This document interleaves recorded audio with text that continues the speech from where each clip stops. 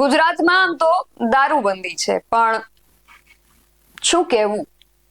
તમે, હું અને એક બાળ મંદિરમાં ભણતું બાળક હોય ને એ પણ જાણે છે કે ગુજરાતમાં ખુલ્લેઆમ દારૂ વેચાય છે અને હવે એ પોલીસ અને સરકારને દેખાતો નથી. એ વાત તો ગળે ઉતરતી નથી. એટલે એવું બની શકે કે કદાચ એ લોકો આંખ આડા કાન કરીને બેઠા હશે અને કાં પછી કારણ કંઈક બીજું જ હોઈ શકે. ખેર, કારણ જે પણ હોય, પરંતુ આ દારૂ આપણા યુવાનોને જે રીતે બરબાદ કરી રહ્યું છે એ વિષય ચિંતાનો છે. અને આ જ પ્રશ્ન સાથે ગઈકાલે આમ આદમી પાર્ટી ભાવનગર દેશી દારૂની કોથળીઓ લઈને ગૃહમંત્રીને રજૂઆત કરવા માટે પહોંચ્યા હતા, જ્યાંથી પોલીસે અંતે તેમની અટકાયત કરી.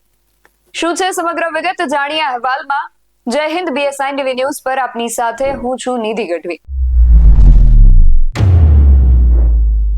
દારૂબંધી વાળા આ ગુજરાતમાં શેરી અને ગલીએ દારૂ મળે છે અને આનાથી સરકાર કે પોલીસ અજાણ હોય એ વાત તો માની જ ન શકાય.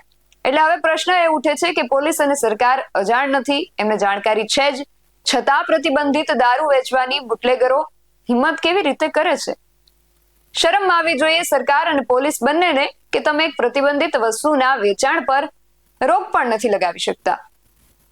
ગઈકાલે ગૃહમંત્રી હર્ષભાઈ સંઘવી ભાવનગર એક કાર્યક્રમ માટે ગયા હતા, જ્યાં આ જ બાબતને લઈને આમ આદમી પાર્ટીના નેતા બ્રિજરાજ સોલંકી અન્ય કાર્યકર્તાઓ સાથે રજૂઆત કરવા માટે પહોંચ્યા હતા, અને એ પણ દેશી દારૂની કોથળીઓને સાથે લઈને.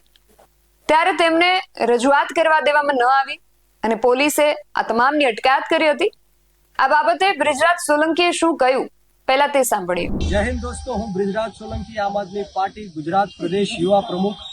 આજ રોજ ભાવનગર ખાતે ગુજરાતના ગૃહ રાજ્ય મંત્રી એવા હર્ષ સંઘવી સાહેબ ભાવનગરની પાવન અને ઐતિહાસિક ધરા ઉપર પધારી રહ્યા છે, ત્યારે આમ આદમી પાર્ટી શહેર સંગઠન દ્વારા દેશી દારૂની પોટલીઓ લઈને વિરોધ પ્રદર્શન કરવામાં આવ્યું છે.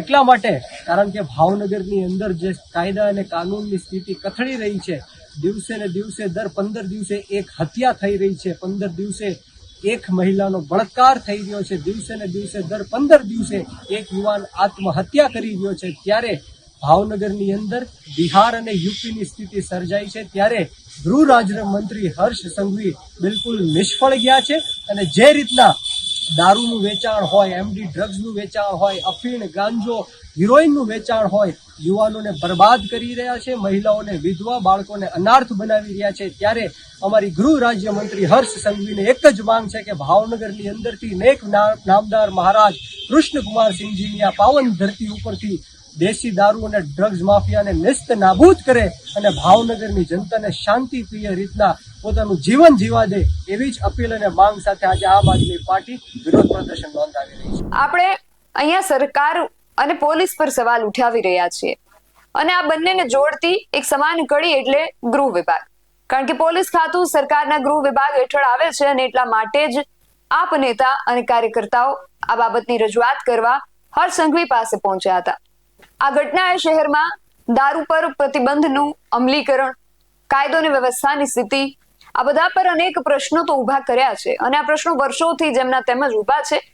હવે જોઈએ કે ક્યારે આ પ્રશ્નોના ઉત્તર મળે છે. આ વિષયને લઈને તમારું શું માનવું છે અમને કમેન્ટ કરીને ચોક્કસથી જણાવજો. આવા જ વધુ અહેવાલો સાથે મળતા રહીશું. તમે મારી YouTube ચેનલને સબસ્ક્રાઇબ કરવાનું અને અમને Facebook અને Instagram પર ફોલો કરવાનું ભૂલશો નહીં. બાકી અવનવી અપડેટ્સ માટે આપ જોતા રહો BSI TV ન્યૂઝ. નમસ્કાર.